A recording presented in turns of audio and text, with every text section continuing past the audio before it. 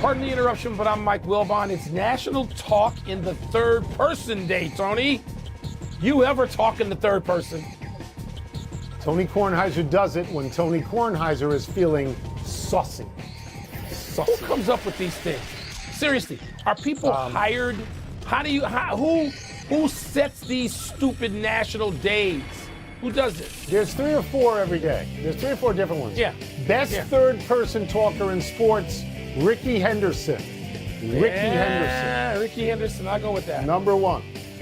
Welcome to PTI, boys and girls. In today's episode, the Lakers stay hot, the Celtics blow a big lead, and controversy in boxing. But we begin today with the 49ers trading running back / receiver Deebo Samuel, who you love, Wilbon, to Washington. Yep. Samuel was unhappy in San Francisco. He wanted out.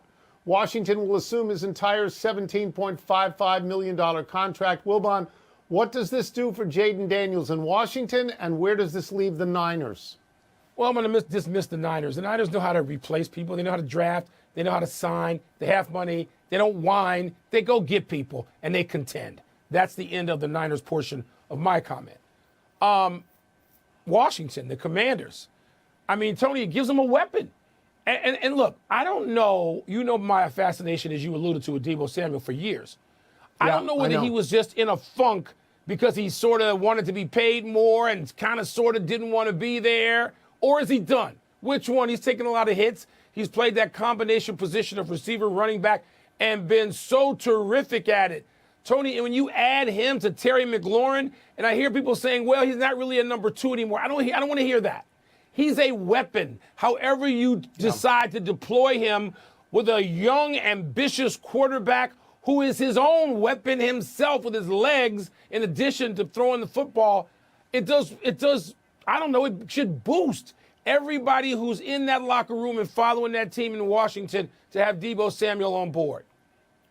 Yeah, I'm not going to disagree with any of that. You're 100% right on all of these things. This could be potentially a complete steal for Washington. They gave up nothing. They gave up a 5th-round pick. The general manager now at Washington was working with the 49ers when Samuel was drafted. He saw him at his best. Now, he has regressed the last few years. In 2021, Mike, he had a total of 14 touchdowns through either passing or receiving yards or rushing yards. In the next 3 years, he had a total of 16 in 3 seasons. But he was unhappy, sort of like Jimmy Butler. He didn't want to be there. I mean, if he's anything close, if his skill set is anywhere close to what it was 3 and 4 years ago, then Washington has a great weapon. And as you say, opposite Terry McLaurin, if you're Jaden Daniels, you have to be thrilled. And if you look at the Washington team objectively, you would say they are now a contender for the conference championship. They were a fluke getting in this year, but now they would be a contender. And I agree with you about San Francisco. San Francisco isn't going to miss him at all because the Deebo Samuel they wanted didn't want to play there anymore. He was already lost. That's right. He was already lost. And Kyle Shanahan knows how to plug and play. He knows how to do it. So you and I are in accord on this whole thing. We are. Yeah. 5th-round pick is the way to go. I mean, come on. Still. Even if he only has last year's numbers, Tony, sort of 800-yard-ish and 3 or 4 touchdowns, for a 5th-round pick, now you want to get more out of him than that, and I bet you they will. I'll bet you they'll get more out of him than that. Let's move to the NBA, where we have some intriguing storylines involving the 2nd seeds in each conference. In the West, it's the Lakers, who, besides being the object of Tony's fascination, have won 6 straight and are just percentage points ahead of the Nuggets. In the East, the defending champion Celtics beat the Nuggets yesterday, but blew a 22-point lead against conference-leading Cleveland on Friday night. Tony, which 2nd seed right now impresses you more?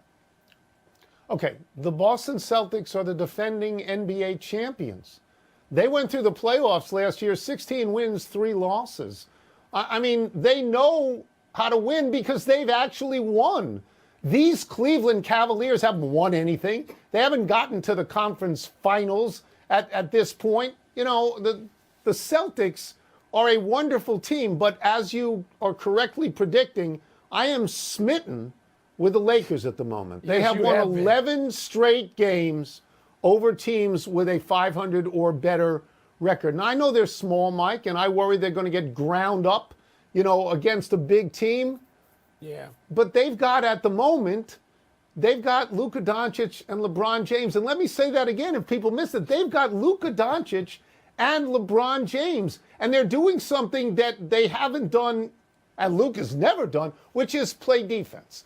And I believe against the Clippers the other night, they went 7.5 minutes at the end of the second quarter. Didn't give up a point.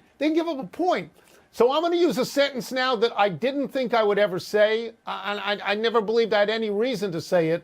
But J.J. Redick has made over the entire face of the Los Angeles Lakers to his credit and their credit.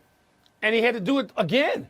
He did it in the first half. Then he gets Luka and loses his best defensive player, Anthony Davis, and loses Max Christie, who we see has value. And he's done it on the fly like a hockey change. And so, yes, a really standing ovation instead of golf clap for J.J. Redick and everybody cooperating with him. But, Tony, I'm not going to say it's the Lakers because the Celtics are defending champs. So, I came into the season and you like to give me a little jab every now and then because I said nobody's repeating. And I'm going to stick with that, Tone. Right. I know you said that. Because Denver is a team that's only once removed in case they climb to the second spot. And obviously the Lakers are now in the second spot. I think there are enough challengers there to make life a little rough for Boston. Cleveland, that's the question. And you're right about that, Tone. But I'm going to tell you, here's one thing real quickly. Nobody plays big anymore. Hardly anybody. Cleveland plays big, but they don't face the Lakers. The Lakers, their ability to scramble and cover and just intelligently play defense, that might make up for the lack of size. And their backcourt is big. Maybe. They don't have any lack of size in the backcourt, the Lakers, so. No. And then, as they say in hockey, they're on a heater. I don't think they're as good as the Celtics, but they're on a heater right now. And it's great. It's great to watch. We'd like to end this segment on a boxing story like we used to do in the old days. There was a controversial bout on Saturday. Tank Davis was fighting Lamont Roach. In the 9th round, Davis briefly took a knee because he had gotten his hair done 2 days before, and some goop from his hair got into his eyes, and he couldn't see. So he took a knee. But it wasn't ruled a knockdown, and the fight ended as a majority draw, which allowed Davis to retain his WBA lightweight title. Wilbon, is this a fair outcome? I don't care about the outcome. There's no fair outcome halftime in boxing. Anyway, I don't care. This is such a great story. I know when you first heard this, you thought, oh, my God, we miss boxing. We do miss boxing. Now, you called it goop. Let me tell you what it was from the late 70s, certainly early 80s, until, I don't know, COVID. It's Jerry curl, bro. That's what it is. Okay. Thanks to my friend, dear friend, family friend, the Gardners, and specifically Tracy Gardner, for inventing Jerry curl on the south side of Chicago. Thank you very much. The Jerry curl would get in your eye.